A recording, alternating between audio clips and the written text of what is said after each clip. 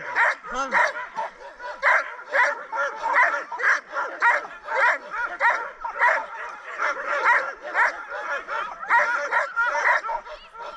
Faites comme des voitures.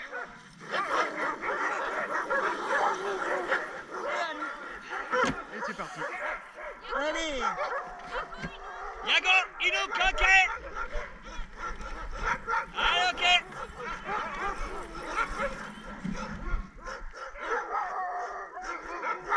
Ok, Yako.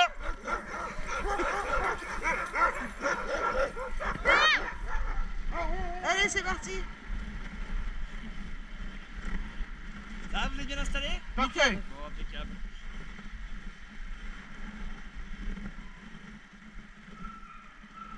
Première fois que vous faites une balade en chien de traîneau? Oui. Et bien, tant qu'à faire une balade en chien de traîneau, autant avoir aussi quelques explications sur les chiens. Ah oui, avec Allons-y. plaisir. Alors, on va commencer par la partie la moins glamour du chien de traîneau, les crottes. Les crottes. Et mine de rien, ça fait aussi partie de la prestation. Les chiens, il est possible qu'ils fassent ça en crotte pendant la balade. Ok. Auquel cas, je m'arrête et je les mets de côté pour la simple et bonne raison que vous verrez que dans les descentes, surtout, les chiens projettent pas mal de neige en courant. Tant que c'est de la neige, ça va. Si c'est des crottes, C'est moins drôle. C'est moins sympa. c'est ça. Après, pour la partie, on va dire, plus intéressante, chien de traîneau, on va commencer par le commencement et on va parler du chef de meute. Le chef de meute, c'est le chien le plus costaud, le plus puissant, le plus fort. C'est celui qui, au chenil, quand il y a une bagarre entre deux chiens, lui, il débarque, il fait un petit sourire histoire de montrer une ou deux dents. Et généralement, ça suffit amplement à calmer tout le monde. Ok. Ok. Donc, alors, il y a un petit piège, puisque là, le chef de meute, il est resté à la chaîne. Il travaille l'après-midi, lui, il est d'équipe d'après-midi. D'accord. Mais l'idée, c'est un peu de, par rapport à ce que je vous ai expliqué, les caractéristiques que j'ai données, à votre avis, est-ce que vous le metteriez plutôt tout devant, au milieu ou tout derrière? Tout devant, là. Moi je dirais devant. Ouais, moi aussi. Vous ne doutez pas du petit piège que je suis en train de vous préparer? Bah si, si, bah oui, c'est évidemment, évident. on est bien d'accord. C'est évident. Logiquement on dirait devant. Au milieu peut-être. Pourquoi au milieu du coup? Peut-être pour Euh, réguler ouais. les tempéraments de devant et de derrière. Pas de bol, il est derrière. Ah, bah loupé. C'est ceux qui nous regardent là. Alors là, en l'occurrence, il n'est pas là. Ah oui, c'est vrai, Normalement, il est là. quand il est sur l'attelage, il est effectivement à l'arrière. D'accord. Il a le côté arrière gauche. Maintenant, sachant qu'on le met derrière, à votre avis, quel est l'intérêt pour moi de mettre mon chef à l'arrière? Pourquoi est-ce que je mettrais ce chef de meute à l'arrière? Pour qu'ils vous entendent, pour pouvoir le diriger. Non, Non, parce que là, pour le coup, c'est les chiens qui sont tout devant qui vont diriger, du coup, à qui j'ai m'adresser. On appelle ça les chiens de tête. C'est eux qui vont prendre les directions. Donc non, c'est pas pour ça. Pour empêcher qu'il y en ait un qui fasse n'importe quoi. Il les voit en fait. Alors, il les voit, certes, mais admettons qu'il y en a un qui fait une bêtise devant. Ok. Qu'est-ce qu'il va pouvoir faire, notre brave chef de meute? Il lui râler dessus. Lui aller dessus. Donc si je prends Google Traduction, il y a des chances que je puisse t'entendre dire: toi espèce de pourri, t'as intérêt à bosser bien parce que ce soir quand on sera à la maison, ça va pas se passer comme ça. C'est ça. Non, j'ai tenté Google Traduction, j'ai juste entendu Non. chef. Hein. D'accord. d'accord. Donc non, il les engueule pas à distance. Je vous Pour, enlève le côté Harry Potter. Hein. Il est pour pas la magicien, vitesse, il sait peut-être pas se décrocher tout seul, aller engueuler le chien, revenir se raccrocher, puis avec sa petite patte, me dire c'est bon, on peut y aller. Il fait pas ça. En réalité, ce chien, rappelez-vous les caractères. Physiquement, il est comment ce chien? Costaud. Voilà.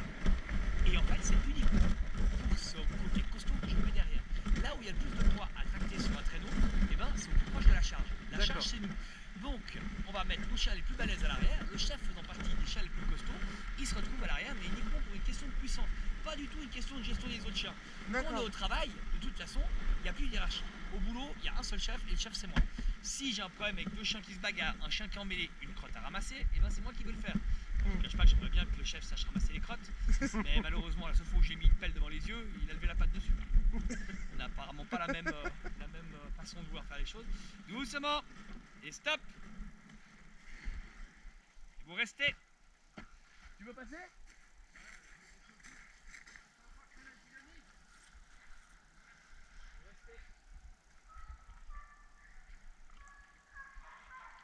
Ça va, je t'écrase pas, bébé. Je Non, t'écrase pas pas. du tout.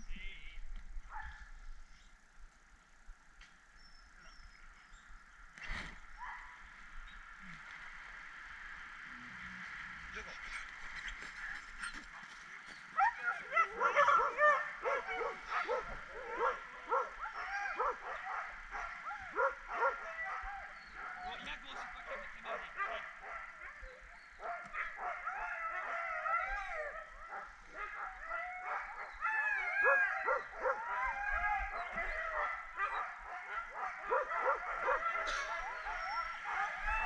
quand il y a un chien qui passe. C'est ça. Allez, ok. Bon, bah, c'est reparti. Ah bah, Ça met pas 3 jours à repartir. doucement.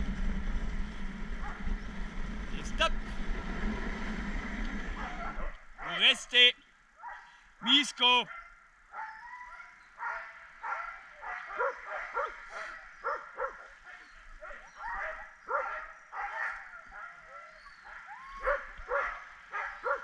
Donc ça c'est justement le ski joring où on a un chien attelé autour de la taille qui permet de tracter dans les montées et puis ah mais il a perdu un ski. D'accord, j'avais pas vu son ski.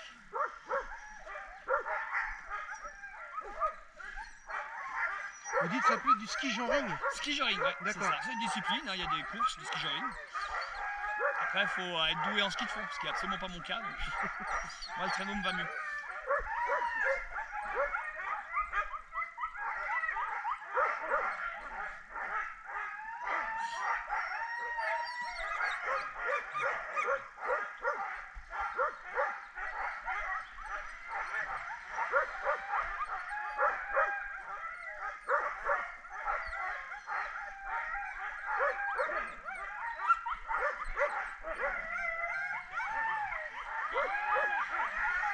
Allez, ok. Acco, piste gauche, gauche, gauche, gauche, acco, gauche, acco. Merci.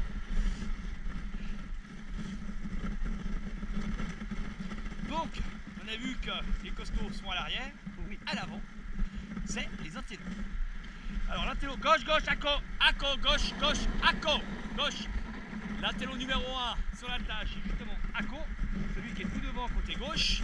À côté de lui, il a apprenti intello qui s'appelle Maïka et qui est en formation pour devenir chienne de tête. D'accord. Et le plus beau dans l'histoire, c'est quoi? J'ai pas grand chose à faire, c'est Akko qui est en train de la former. D'accord. Allez, ok. Wouh! En fait, si vous regardez ces deux chiens, ils sont reliés au niveau du collier par une petite cordelette jaune. Cette cordelette, c'est ce qui va permettre à Akko de pouvoir guider Maïka. Dans les faits, ça se présente comme ça. Quand moi j'ai demandé à Akko d'aller à gauche, grâce à la cordelette, il va pouvoir tirer à gauche. Quand je vais lui dire à droite, il va la pousser à droite. L'idée, c'est que Maïka finisse par faire le lien entre l'ordre que je donne et le fait que Akko la pousse ou la tire en fonction du mot que j'ai dit. Et elle va prendre cette direction comme ça.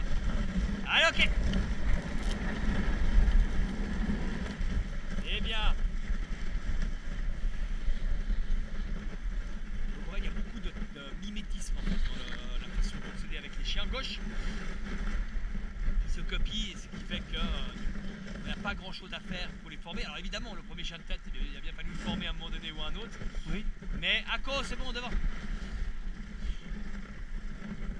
Mais après, c'est plus de limitation par rapport aux autres chiens qu'on met à côté d'un expérimenté qui va apprendre comme ça. Par contre, chien de tête n'est pas chien de tête qui veut. C'est des chiens pour nous qui sont très importants et qui sont très recherchés. Mais en réalité, un bon chien de tête, il doit répondre à 3 critères. Le premier critère, on appelle ça le will to go, c'est-à-dire l'envie d'aller de l'avant. Vous avez certains chiens, vous les mettez tout seul devant, et ben ils vont avoir tendance à freiner et à attendre à côté d'un copain qui est derrière. Pas envie d'être tout seul devant. Alors, ça peut se comprendre parce que mine de rien, être devant, ça implique 2 choses. La première, ça implique d'avoir gagné la confiance du reste de l'attelage. Alors, c'est pas une question hiérarchique, hein, parce que Akko est relativement bas dans la hiérarchie. Néanmoins, quand il est au boulot, les autres chiens derrière lui font confiance. Eux, ils savent pas ce que ça veut dire la gauche et la droite, les autres. D'accord. Simplement, ils voient Akko prendre une direction, ils disent bon, il va là, a priori, c'est ce qu'il fait, nous on le suit.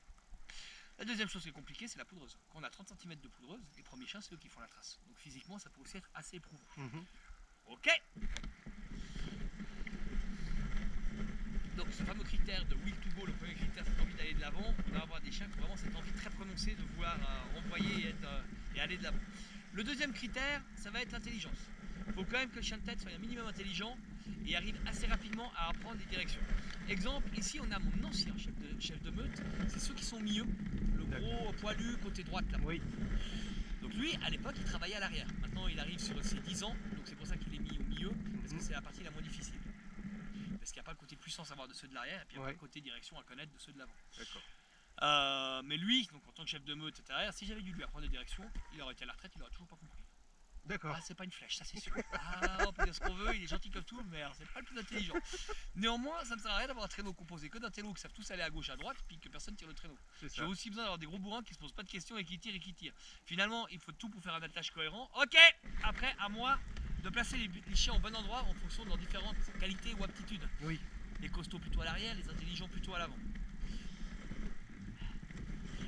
Et enfin, le dernier critère, le rôle d'enroulement ou d'entraînement du chien de tête, c'est le critère le plus difficile à mettre en place. Je vais vous donner l'exemple, tiens, je vais vous donner l'exemple de Mamie et Kiki, je ne l'ai pas encore dit celui-là aujourd'hui. On va à droite. Alors, aujourd'hui, nous sommes dimanche, fin de matinée, il fait beau à la Fécla, Mamie, elle habite à la Fécla, et son meilleur pote, c'est Kiki, petit chihuahua de son état, qui vit avec Mamie. Mamie regarde Kiki en disant, bah tiens, si on allait faire une balade à la Fécla, il fait super, on a des jolis chemins, on va aller se balader. Manque de bol, évidemment, elle se plante, elle se retrouve sur les pistes de chien de traîneau. Ah. Alors Mamie, elle est pleine de confiance, elle dit à Kiki, regarde, mais il y a des congénères, fais-leur un signe avec ta patte. Ouais, mes chats, ils voient Kiki, ils se disent, tiens, une croquette sans patte, on va les bouffer, on va le bouffer. Donc, forcément, ils sont pas forcément cool avec les autres chats qui vont croiser, et spécialement quand ils sont en meute. L'effet de meute fait que ça peut très vite partir au carton avec un autre chien. D'accord. On reste à gauche, gauche. Donc en fait, moi, le but du jeu, ça va être de faire accélérer mes chiens.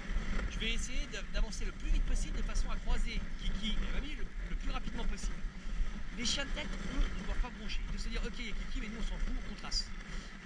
De façon à ce que les autres derrière, avec la vitesse, ils se disent, bon, il y a Kiki, on le bouffe pas, on le bouffe, merde, trop tard, raté, Boutu, il est déjà derrière. Vous voyez l'idée, ils doivent surtout pas arrêter le mouvement. Ok. S'ils arrêtent le mouvement, c'est plié. Hein. Ceux qui seraient tentés de manger Kiki au milieu, ils vont réussir à tout tirer pour aller vers Kiki. Et le pauvre Kiki, le soir, quand moi je ramasse les crottes, je ramasse aussi Kiki. Après, c'est toujours un peu angoissant, hein, parce que mine de rien, vous envoyez quand même 10 chiens à fond la caisse vers Kiki, il n'y a pas intérêt à ce que ça déconne. C'est ça. Parce que sinon, moi le lendemain, je suis au poste de police avec Mamie qui dira, et en plus, le machin, il criait devant sur mon pauvre Kiki. Voilà. Donc voilà une des raisons, enfin un des exemples. Un autre exemple qui est aussi tout simple, hein, c'est du gibier. Admettons qu'on ait un renard qui traverse la piste de gauche à droite. Les chiens sont des prédateurs, hein, c'est sûr et certain, ils vont accélérer à fond. Mais il ne faut surtout pas que mon chien de tête me fasse à 90 degrés et qu'on parte au milieu de la pampa à la poursuite d'un renard. C'est sûr. Voilà, donc du coup c'est le même principe, je vais faire accélérer l'attelage. Les chiens de tête, là où le renard a bifurqué, vont passer tout droit sans même regarder. Et ceux derrière, ils vont essayer d'y aller, mais avec la vitesse, ils n'arriveront pas à prendre de virage et ça sera raté. Ok.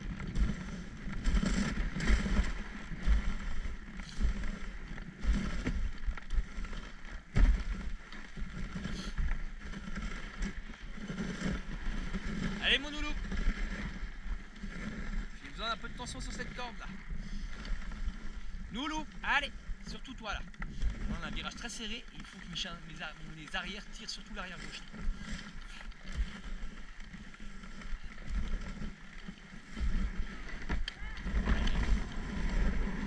Acco, piste à gauche, gauche, gauche. Acco. Allez, serre à gauche. Voilà. T'as pas envie de finir dans le trou, Acco? On s'y non, rapproche pas là trop. quand même, hein.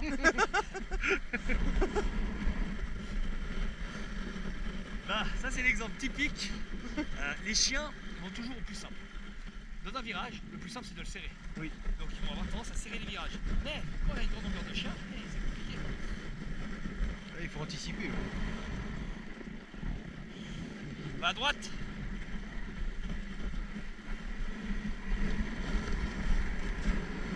Doucement. Vous voyez ma collègue là, il la met vachement au bord, du coup elle est obligée de tirer au maximum son traîneau pour éviter justement que nous on parte dans le petit délire. C'est aussi, bah tiens c'est bien parce que comme ça vous voyez les positions des machins, de se mettre que d'un côté pour justement faire plus de poids sur le côté opposé, sur le côté comme au ski et finalement c'est quoi, c'est l'amont, c'est la montagne, voilà, Oui. en amont et pas en aval.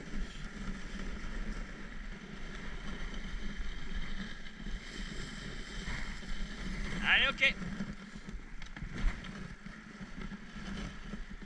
Bien les petits loups. On n'est pas des poids plumes en plus. Pardon? Je dis on n'est pas des poids plumes en plus. Ouais, mais après, pour vous donner une idée, on dit généralement, alors c'est une valeur très théorique, hein, je ne suis pas un grand fan de cette valeur, mais admettons, on dit qu'un chien peut tirer une fois son poids. Les chiens font entre 20 et 25 kg là, on a quand même entre 200 à 250 kg de traction, sachant que moi dans les montées, je vais descendre aussi pour leur filer un coup de main. Donc je vais enlever mon poids, et en réalité, là il y a 10 chiens, mais en réalité on est 11, parce que moi s'il y a besoin, je vais donner un coup de main, je vais pousser également s'il faut. C'est un travail travail d'équipe entre le mocheur et ses chiens. Et si je suis bêtement sur mon traîneau en train de hurler devant, au bout d'un moment mes chiens vont se retourner en me disant t'es gentil Coco, mais si tu veux tirer t'as qu'à le faire tout seul.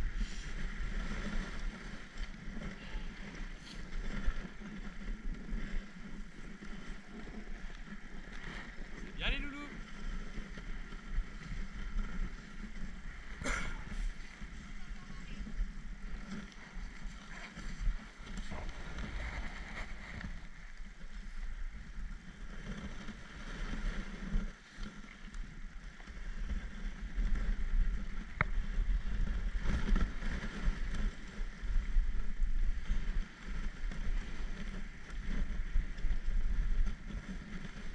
Au niveau des différentes races de chiens nordiques, Oui.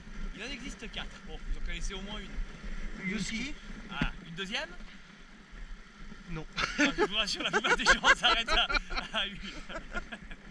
Donc effectivement, le husky, la race la plus connue, qui est représentée majoritairement sur mon attelage. Oui. Ensuite, on a les Groenlandais. Donc les Groenlandais, c'est les deux par exemple qui sont au milieu. Là, l'ancien chef et sa sœur qui sont l'un à côté de l'autre. Oui. C'est des chiens plus costauds, plus puissants que des huskies. Ils font entre 10 à 15 kg plus qu'un husky standard. Par contre plus lourd, donc forcément un petit peu plus lent également. Oui. Enfin, on a encore après la troisième race, les Malamutes. Les Malamutes, c'est les plus costauds et les plus gros des Nordiques. Ils ont une puissance phénoménale. Par contre, ils peuvent aller jusqu'à 70 kg.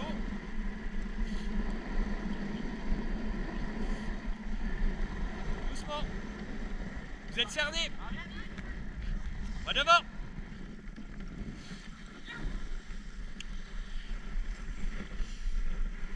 Ils ont une puissance phénoménale, mais par contre, du fait de leur poids, ils sont très lents. Du coup, c'est pour ça que j'ai pas de panachage avec des huskies Malamutes, parce que ça serait pas du tout homogène au niveau de la traction. Autant dans les montées, oui, ça tirerait, mais dès qu'on arriverait sur des descentes, les huskies seraient beaucoup trop rapides. Les Malamutes n'arriveraient pas à suivre le rythme et ils seraient tirés et traînés parce qu'ils n'arriveraient pas à avoir le même rythme que ces chiens-là. La dernière race, le Samoyed. Samoyed, c'est une boule de poils toute blanche, poils longs, yeux bruns, passe son temps à aboyer. Très peu de mocheurs les utilisent, là aucun de mes collègues en ont, moi non plus. Tout simplement parce que c'est pas un foot de guerre. On va dire que les 4 races nordiques, c'est celle qui pourrait s'adapter le plus facilement à la vie en appartement. Ils ont beaucoup moins besoin de se dépenser physiquement que les autres. Ouais. Et enfin, alors là, demi-race, c'est pas une race du tout parce que c'est des croisements, c'est les Alaskan. Les Alaskan, moi j'en ai une sur mon attelage. Alors vous avez les deux premiers qui sont devant nous, et vous avez une noire et blanche côté gauche. Oui. Et si vous regardez le bout de ses oreilles, il pendouille un petit peu. Oui. Donc ça, c'est une Alaskan.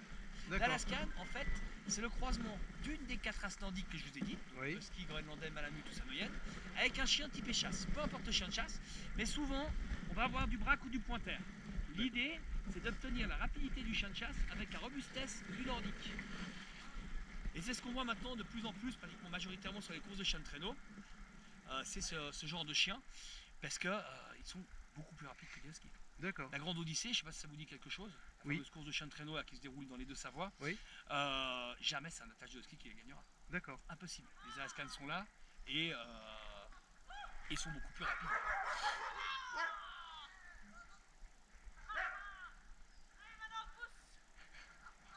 Non mais... Elle est cinglée hein. La fougue de la jeunesse. Ou alors la sénilité, peut-être aussi. C'est ça. Allez, ok, Ako. Reste à gauche. Voilà, c'est lourd là. Allez, ok.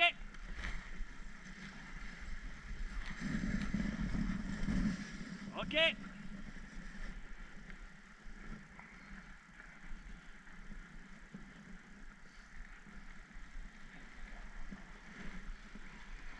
C'est bien les petits loups. Je fais ça pour que tu respires un peu. Non, c'est bon, tout va bien. Tu filmes toujours. Hein? Tu filmes toujours, c'est nickel. Ah, du coup, il y en a un qui surveille la GoPro pendant que C'est l'autre- ça. Ah, c'est pas bête, votre technique, jolie. On voudrait pas louper la vidéo. Ah non. Alors, tout à l'heure, je vous parlais du nombre de chiens sur un traîneau. À votre avis, alors là, je vous parle d'un exemple purement théorique. Combien est-ce que vous pensez qu'on pourrait mettre de chiens attelés sur un traîneau dans la théorie? Là où tout va bien, tout est mieux dans le meilleur des mondes. Au maximum. Maximum. Est-ce qu'il y aurait une limite dans la théorie? Moi, je dirais qu'il y aurait une limite dans la longueur, mais on pourrait augmenter en largeur peut-être. Alors, dans la longueur, mais la longueur, pourquoi par exemple, il y aurait une limite? Euh, pour les, pour les efforts, il y a un moment où ça servirait plus à rien d'avoir quelque chose au Alors, milieu. effectivement, les efforts, mais là, on est sur la pratique. Ouais. Dans la théorie, concrètement, c'est un câble. Vous avez 200 mètres de câble, Oui. vous pouvez mettre 200 chiens, c'est pas un souci. Par contre, dans la pratique, déjà arrêter 200 chiens, je vous garantis que vous n'allez pas les arrêter tout de suite, vous allez commencer à freiner à 8h du mat. Et éventuellement, vers midi, ça devrait commencer à ralentir un petit peu. L'autre problème, et c'est surtout là où je veux en venir, c'est les virages. Plus on a une grande longueur de chien, plus les virages vont être difficiles à négocier. Imaginons une épingle. Avec 200 chiens attelés, on va avoir 50 chiens qui vont passer l'épingle, 100 qui seront dedans, 50 pas encore rentrés, et puis nous en bout de course. Sauf que ceux qui ont fini de passer l'épingle, mettons que l'autre épingle soit avec ça, on va commencer à les voir arriver ici, et notre câble il est en train de faire tic tic tic tic tic tic. Donc nous on n'arrivera jamais au virage, ils vont nous shooter sur le côté bien avant qu'on arrive à la hauteur du virage. Donc en fait ça c'est pour dire qu'on adapte toujours le nombre de chiens en fonction de la topographie des lieux. Beaucoup de gens s'imaginent, si tu veux y aller tu peux Alex. Axel. Ah, je t'en mets trop dans le virage. Je vais monter un peu.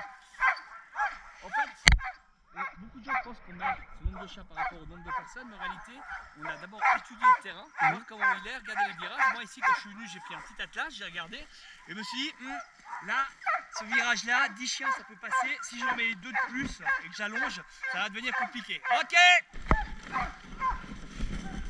Donc, sachant que maximum je peux mettre 10 chiens, lui ok, je peux mettre 10 chiens, donc combien je peux prendre de personnes avec 10 chiens? 10 chiens en l'occurrence, je peux prendre 2 adultes et 2 enfants en bas âge. Ce qui est le maximum pour un tonneau comme ça. Mais si j'avais été sur un endroit plus escarpé, ok, j'aurais peut-être dit, ah bah non là, 6 chiens maxi, bon bah 6 chiens, un adulte, un enfant. D'accord. Donc en fait, c'est la topographie des lieux qui détermine le nombre maximum de chiens que je peux atteler. Et une fois que je connais mon nombre maximal, je sais, c'est ça qui va définir le nombre de personnes que je peux prendre. D'accord. Ok. Bon les mâles, vous n'allez pas tous faire pipi ici hein. Là dans cette montée, quand j'ai les mâles qui sont tous du même côté, alors c'est la série des pipis quoi. Stop. Donc mon fameux virage, je vous parlais. Oui. Évidemment j'ai fait une très jolie transition, il est juste là-haut. D'accord. Il a l'air de rien, c'est un petit virage tranquille qui part à gauche. Néanmoins, s'il sert trop, il y a un petit dévers. Et du coup, si on prend le dévers, et ben, hop, on tombe dans le petit trou. Qui est ridicule, mais qui est quand même là. Il y a un trou quand même. Donc là, le but du jeu, ça va être de demander à mes chiens de tête de bien écarter à droite. S'ils ne le font pas suffisamment, je basculerai le traîneau. Si je bascule le traîneau, vous inquiétez pas, je le tire. Ok. Donc pas de main dehors. Ok. Allez, ok. Et on reste à droite, à côté. Droite. Droite, droite. Reste à droite. Encore à droite. Encore à droite. Allez, encore à droite, Ako, c'est bien. Ok, d'abord. D'abord.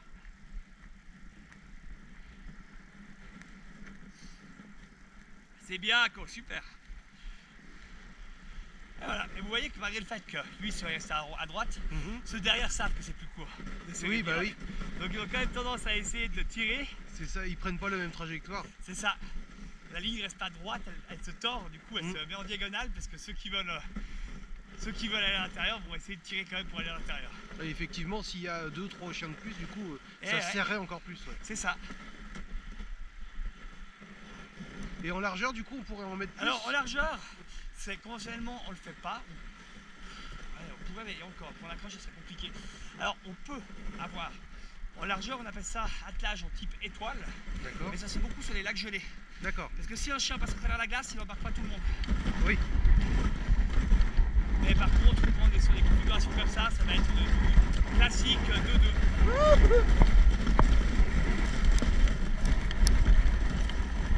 Bien les loulous. Allez, ok. Après, 2-2, c'est pas nécessairement obligatoire toujours du 2-2. Ça peut très bien, je peux très bien avoir 2 chiens, après un chien, ensuite 2 chiens, après un chien. D'accord. Ils ne sont pas obligés de bosser en doublette. À part les deux plus proches de nous. Oui. Pour avoir Ça plus de crée quand même un puissance. déséquilibre si j'en ai qu'un seul. Ouais. Ça va pas tirer uniformément sur la corde.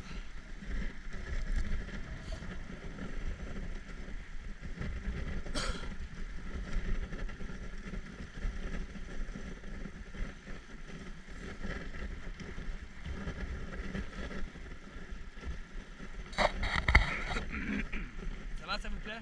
Nickel. Très très bien. C'est magnifique. Ouais, en plus, je trouve que c'est un joli parcours là. Ouais. C'est varié, on a des descentes, de la montée, de la forêt, de la plaine, c'est assez sympa de faire ça comme ça. Encore piste droite, droite. Reste en piste droite, reste concentré. Akko.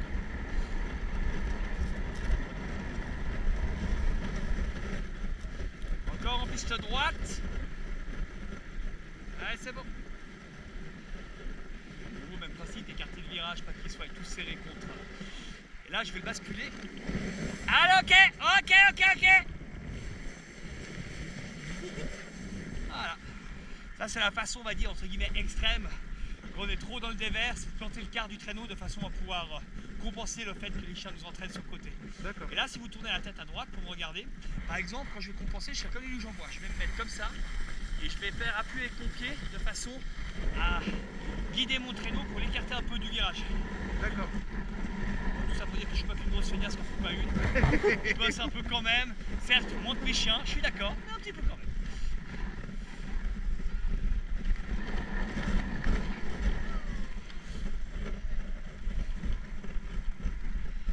Ah bah non. Encore gauche.